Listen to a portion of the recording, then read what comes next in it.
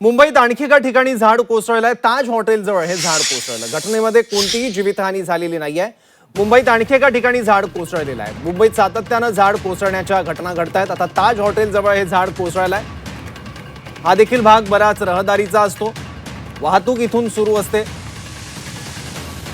पर्यटक सुद्धा या सगळ्या भागात मोठ्या संख्येने येतात। मुंबईकर सुद्धा असतात। पण सुदैवानं आतापर्यंत तरी कुठली जीवितहानी ताज हॉटेल जवळ घडलेल्या घटनेत घडलेली नाहीये। याबद्दल आणखी माहिती घेऊयात। आपले प्रतिनिधी ओम देशमुख आपल्या सोबत आहेत। ओम, नेमकी कशी घडली ही घटना आणि कुठल्या गाडीवर कुठल्या व्यक्तीवर हे झाड कोसळलं का?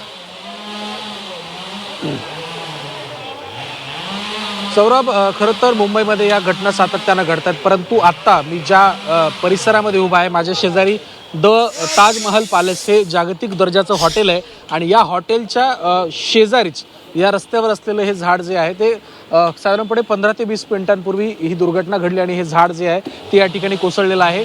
सुदैवानं कुठलीही जीवितहानी यामध्ये अद्याप तरी झालेली नसली तरी सुद्धा पलीकडे एक गाडी आपण पाहतोय, त्या गाडीवरती हे झाड कोसळलं होतं। गाडीचं काहीसं नुकसान झालंय, परंतु दुसरा कुठलाही जीवितहानी किंवा इतर प्रकारची हानी झालेली नाहीये। आपण पाहतोय की एका बाजूला ताज हॉटेल सारखं मोठं हॉटेल आहे। खरं तर मोठी रहदारी या ठिकाणी असते। VVIPचा हा एरिया म्हणून समजला जातो। कुलाबा हे अत्यंत मोठं आणि नावाजलेला सुद्धा भाग आहे आणि अशा सगळ्या गोष्टी चालू असताना आता या ठिकाणी दुर्घटना घडल्यानंतर फायर ब्रिगेड असतील किंवा पोलीस असतील यांच्या सगळ्या टीम्स या ठिकाणी आता तैनात करण्यात आल्यात।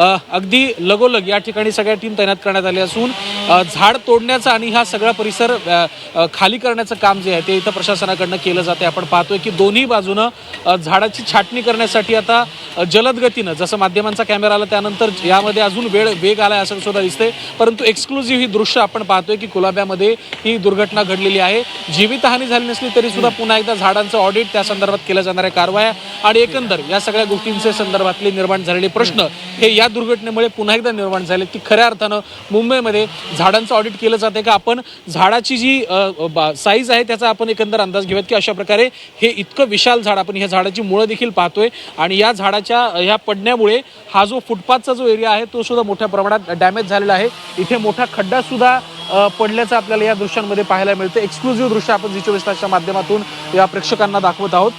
खऱ्या अर्थानं दुसऱ्या बाजूला जो गेटवेचा एरिया आहे तिथे सुद्धा मोठ्या प्रमाणात प्रेक्षकांची गर्दी झालेली आहे। खरं तर पर्यटक या ठिकाणी पाऊस अनुभवायला आणि ही सगळी दृश्य अनुभवायला इथं आलेली आहेत, परंतु एका बाजूला पर्यटकांची गर्दी झालेली असताना दुसऱ्या बाजूला मात्र झाड उन्मळून पडण्याची ही घटना या ठिकाणी घडल्याचं दिसून येते। अत्यंत गंभीर स्वरूपाची घटना म्हणावी लागणार आहे। सुदैवानं कुठलीही जीवितहानी झाली नसली तरी सुद्धा या ठिकाणी मात्र आता हा जो रस्ता आहे तो पूर्णपणे ब्लॉक झालेला आहे। आपण पाहतोय की उजव्या बाजूला जो रस्ता कुलाबा मार्केटकडनं येतो तो गेटवे आणि रेडिओ क्लबच्या दिशेने जातो, परंतु हा रस्ता देखील आता बॅरिकेटिंग करून बंद करण्यात आलाय। पोलिसांची सुद्धा वरिष्ठ पोलीस अधिकारी आहेत ते सुद्धा या ठिकाणी तैनात करण्यात आलेले आहेत। आपण जर पाहिलं तर ताज हॉटेलच्या शेजारी ही दुर्घटना घडल्यामुळे खऱ्या अर्थानं ताज हॉटेलच्या भिंतीचं काही नुकसान झालंय का किंवा ताज हॉटेलच्या एकंदर आतल्या मालमत्तेचं सुद्धा काही नुकसान झालंय का हे देखील पाहणं महत्त्वाचं असणार आहे। अद्याप त्या संदर्भात कुठलीही स्पष्टता आलेली नाहीये प्रशासनाकडनं असं सांगितलं आणि आता सगळी खबरदारी घेतली जाते। ओम, धन्यवाद तिथली सगळी परिस्थिती आमच्यापर्यंत पोहोचवली त्यासाठी।